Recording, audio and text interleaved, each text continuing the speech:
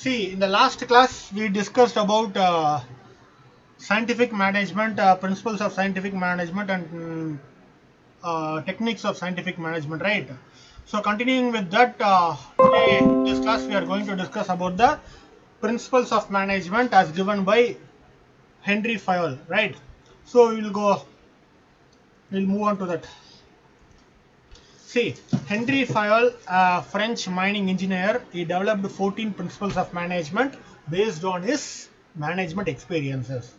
So these principles provide modern day managers with general guidance.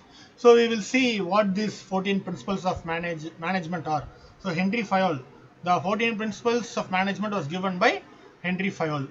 So the first one is division of work. Division of work and specialization among employees of an organization to produce more and better work with same effort.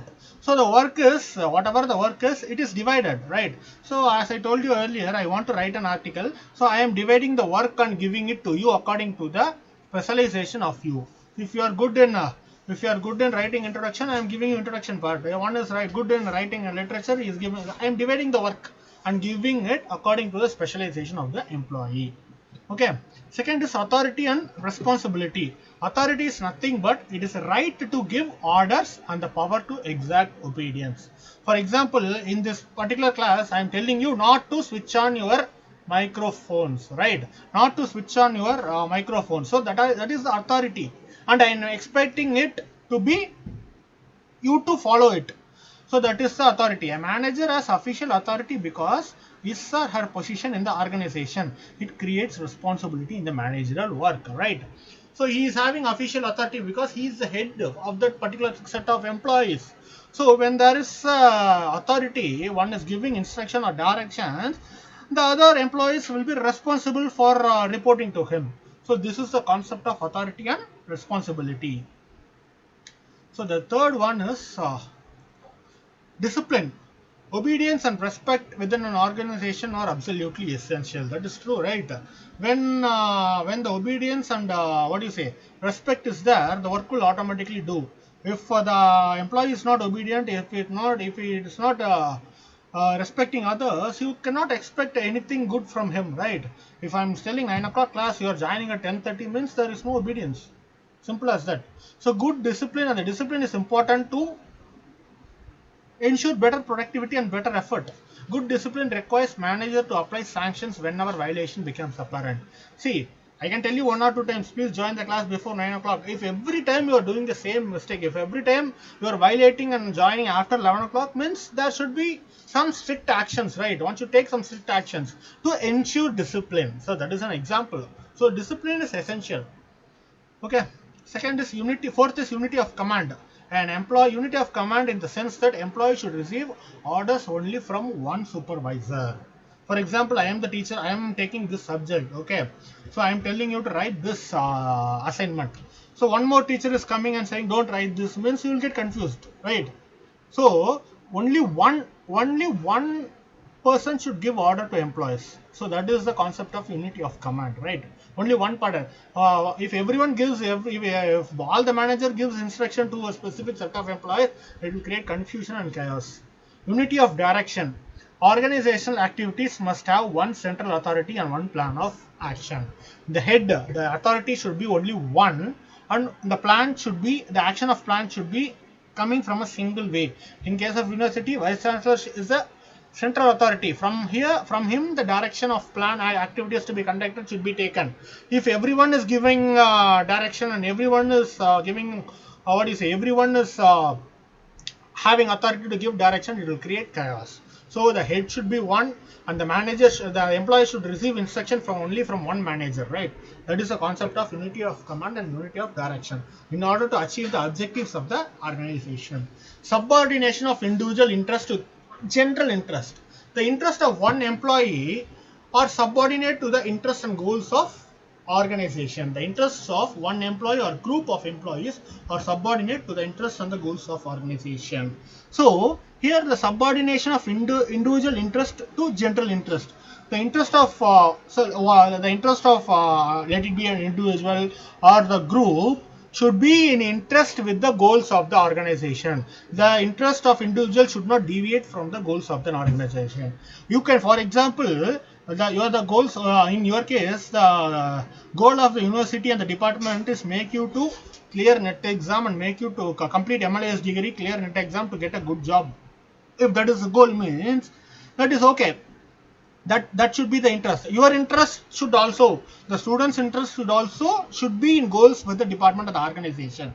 For example, you are having interest in learning Bharatanatyam or music, so that you can learn, okay, but it should not comply, it should not at the compromise of the goal of completing MLAs or something. That Bharatanatyam interest should not be the main interest of the individual. That is the example of subordination of individual interest in par with the organizational interest, right? Remuneration of personnel. The price of the service rendered by the employees should be fair and provide satisfaction to both the employee and the employer. So you are doing a job, I should give up money according to the nature of the job, right? If I'm giving low cost, the employee will not be satisfied. If this job demands this much money, I should give, the organization should give that in order to maintain the satisfaction of the employees and to get the work done. So remuneration should be appropriate according to the need and nature of the job. Centralization. The objective of centralization is the best utilization of personnel. The degree of centralization varies according to the dynamics of each organization. That is very true. So centralization is to use the employees, personnel in the sense here are employees, personnel to best effect, right? The departments, the objective of university is to constitute departments and use the knowledge of various department personnel for the benefit of the university, for the enrichment of the university. See, you are using person from different disciplines by centralizing them for centralizing to a common objective. So everyone is playing an active role. So everyone is sharing their knowledge for the betterment of the university. So there might be different departments from different disciplines. One might be in management, one might be in computer science, one might be in botany, whatever it may be. But everyone is every knowledge of all the faculties and all the students are used for the betterment of the university. So that is the concept of centralization. Next is scalar chain. The ninth principle is scalar chain, a chain of authority. We know what is chain, right? We studied chain indexing. Chain of authority exists from the highest organization authority to the lowest. There should be proper hierarchical structure from the top to bottom, from the highest to lowest. Their vice chancellor, deans, HODs, faculty, students. That is the chain in the university system. So the chain of authority should exist. Order. Organization order for materials and personnel is essential. The right materials and the right employees are necessary for each organization function and activity. That is true.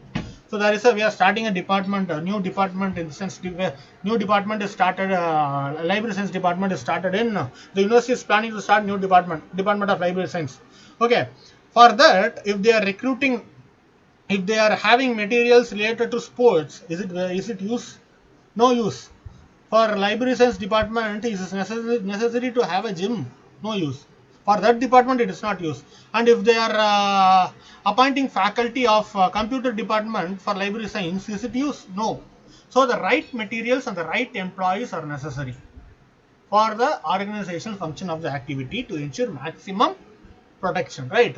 So the right material should be purchased and the right person for that particular job should be employed. That is the concept of order. Equity. Equity is a combination of kindliness and justice. Okay.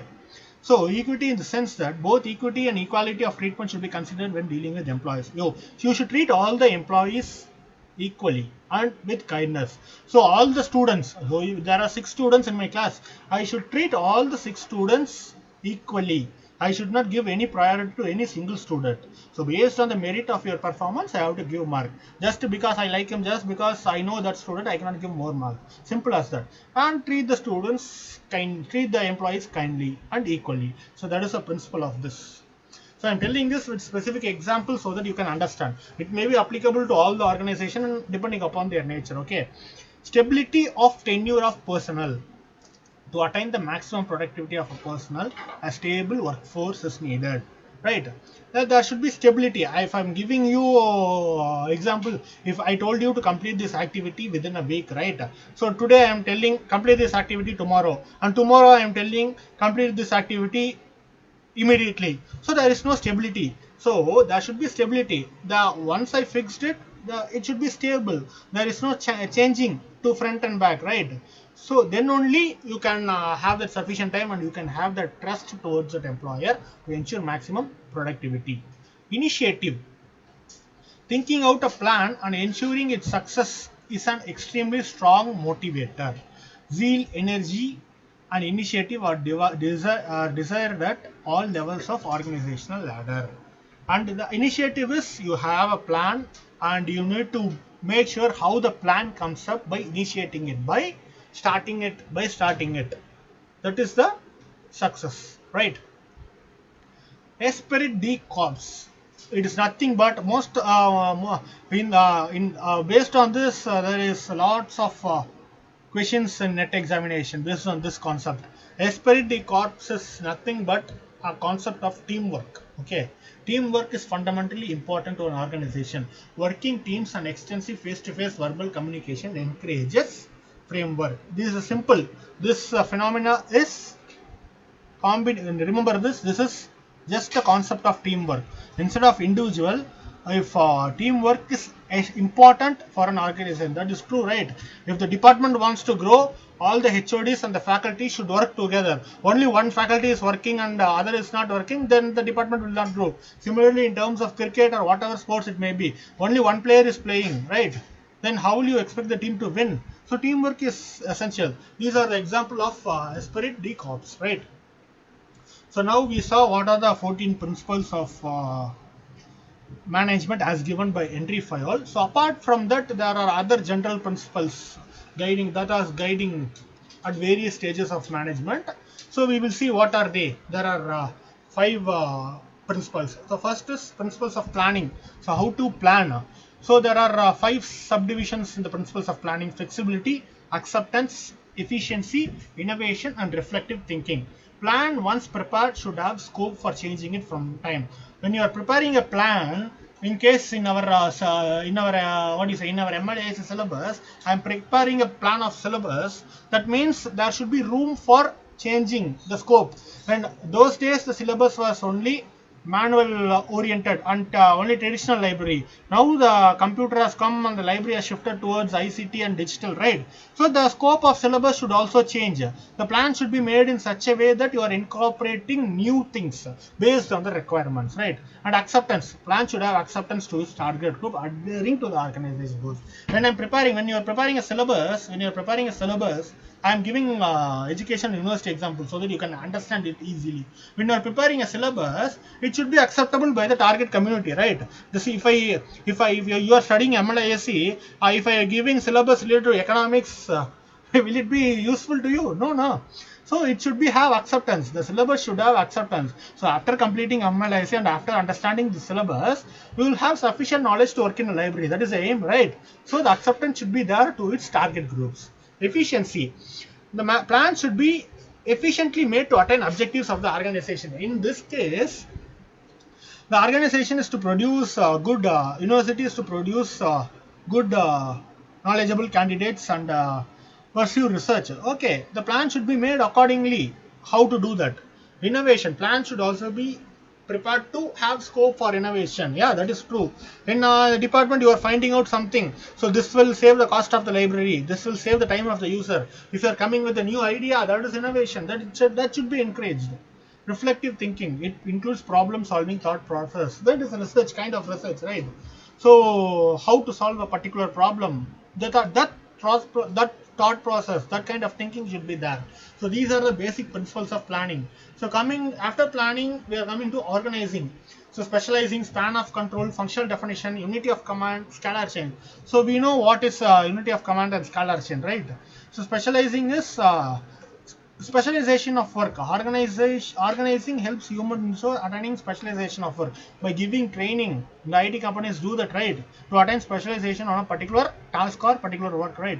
Span of control. Ensuring proper management and proper span of control is an important condition. The management should be proper, right, in order to achieve the organizational control.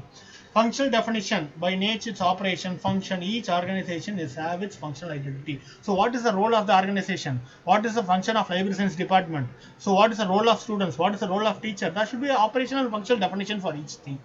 So we saw what is unity of command and scalar chain and the principles there itself. So I'm not going to discuss this here. And then staffing. Staffing is a complex process. It involves a future manager, continuous development, open competition. So staffing is your recruiting. Okay. For as I said earlier, for the Department of Library Science, you should recruit people related to it, the two with sufficient knowledge. Right. You cannot recruit people just with the degree. Right. You should be with the vision. The aim is to teach students effectively and to promote research, and if that is the aim of the university, and you should the university should recruit sufficient staff, right. For example, if you are going to attend an interview after the Sammal ISC for a librarian, the organization will make sure that you will be able to manage a library alone. You will be able to handle the technical aspects of the library. You will be able to maximize users. So that is their objective. So if you are efficient for that, they will definitely recruit. So it is a complex process. So every time they will conduct an interview, see the ability of the student and everything, ability of the candidates. It involves future manager, right? Study and utilization of workforce helps to identify manager of the future. So once you are appointed as a librarian, you are the manager of that particular library. So you are a future manager. The candidate is a future manager. Continuing development, you can improve teaching, orientation, research to continue staff development processes.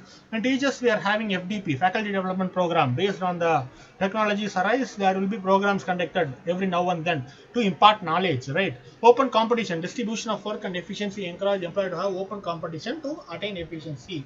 Right. So you're distributing works to each and every employee to compete with themselves to attain the organizational goals.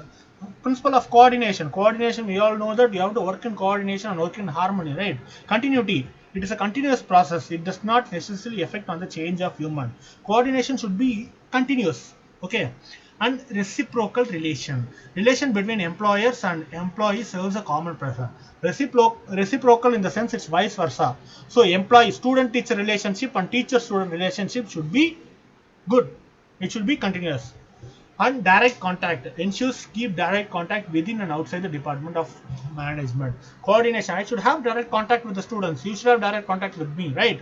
That direct contact helps to maximize the productivity. Clarity of objectives. Organizational objectives should be clearly defined. So the objectives, in case let me take a department, not the whole university. Department objectives is to make you complete MISc degree and to get and to clear net examination and to get a good job, right? If that is the objective, that objective should be clearly stated, and based on that we are working for that, right? Communication, both the verbal and non-communication should be made, right? We have to communicate it regularly to attain those objectives. This is the principle of coordination. Sorry. Next is directing. Unity of command, harmony, objective, effective communication, managerial leadership, maximizing individual contribution. We saw what is unity of command, right? Harmony is employee and employer should have good relationship. That is harmony. If the relationship, if you are having a friendly relationship, you will have the eagerness to work, right? If the teacher is strict, if he is not talking, means you will get frustrated. The employee or student will get frustrated. The relationship should be good and harmony. Effective communication, verbal and written communication should be made effectively. And leadership, managers need to take leadership and control. Yeah, certain times there should be, the manager should take leadership in order to maintain control and discipline, as I said earlier. So 1 or 2 times it's okay, fine. If you are violating the rules every time, the leadership should come and the authority should come in order to ensure responsibility. Individual contribution, maximizing. System should be adopted to encourage maximum contribution. Okay, it should be open. That should not be minimum, right? So if you are contributing more, if you are interested in working more, if you are interested in sharing your knowledge more, it should be encouraged. The individual should be encouraged to contribute to the maximum productivity of the organization. So these are the references. that is used to prepare this particular presentation. Please go through it when you are free. So this is all about the principles of management. So thank you.